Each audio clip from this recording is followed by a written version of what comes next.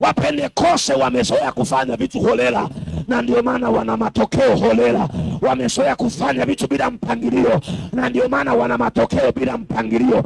Mimi nimeona wabunge, madiwani ambao hawajaokoka wanaenda kukaa kwa mganga hata siku 7 kabla ya uchaguzi, na akitoka pale hafuti namba ya mganga, anaendeleza mahusiano. Lakini ni walokole peke yao. Akipata gari anahama kanisa, akianza kualikwa mialiko anaona kama hilo kanisa aliheshimu huduma yake.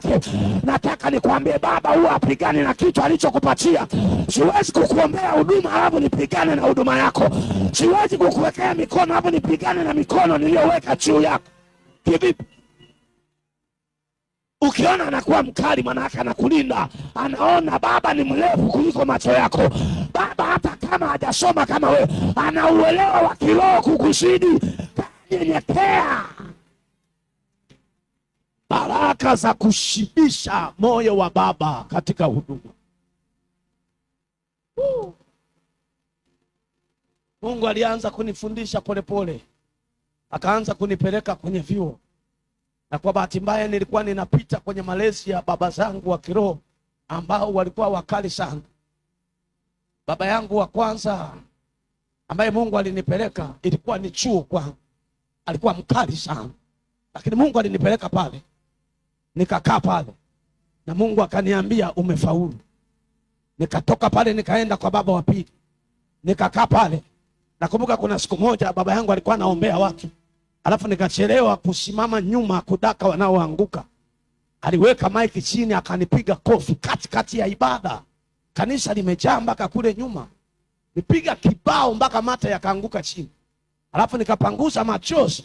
After nikasimama nyuma, na machozi yalikuwa yanatoka. Watu wanadhani nina machozi kwa sababu ya Roho Mtakatifu, lakini kile kibao kiliingia, kilikuwa ni cha mwilini, akiwa cha rohoni. Kibao akaniambia next time usifanye hivyo. Kibao kwa ukali. Akasema hiyo sijakufundisha, hiyo umetoa wapi? Nikasimama. Ibada ya kesho nilikuwa wa kwanza kufika kanisa. Ibada ya kesho nilikuwa wa kwanza kufuta viti.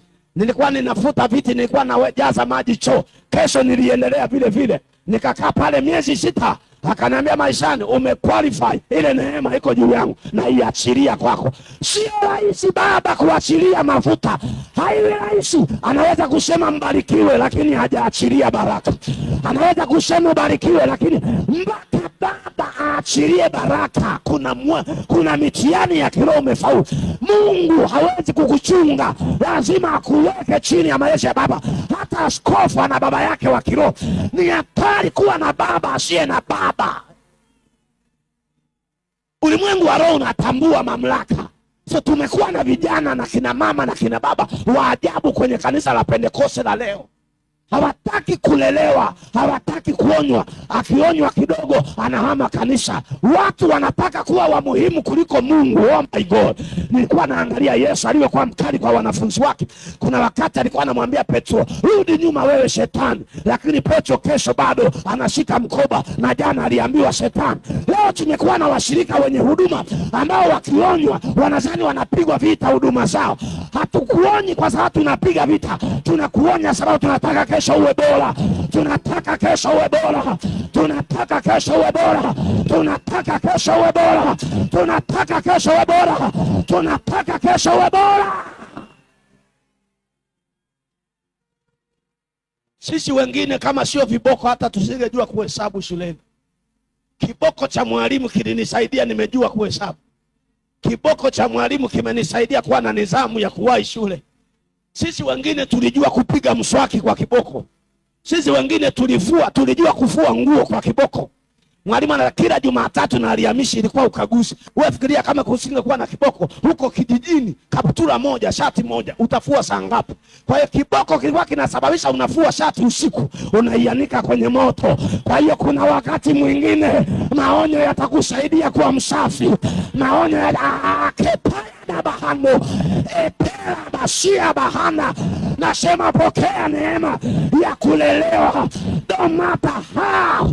Hajalishi kipawa ulichonacho, hajalishi cheo ulichonacho, hajalishi huduma ulionayo. Lelewa hata kama huduma yako ni kubwa kuliko kanisa hili.